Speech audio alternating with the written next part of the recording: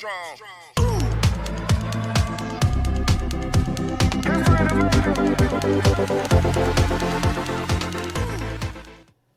everyone, today I am going to show you how to check Windows 10 is cracked or genuine.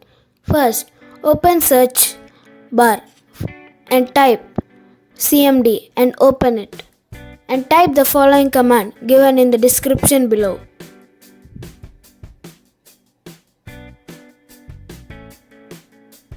And click on enter.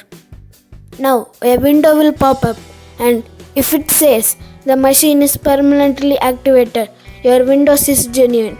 And if it says volume activation will expire with time, your Windows is cracked. So thanks for watching. Please like, share and subscribe to my channel. Bye for now.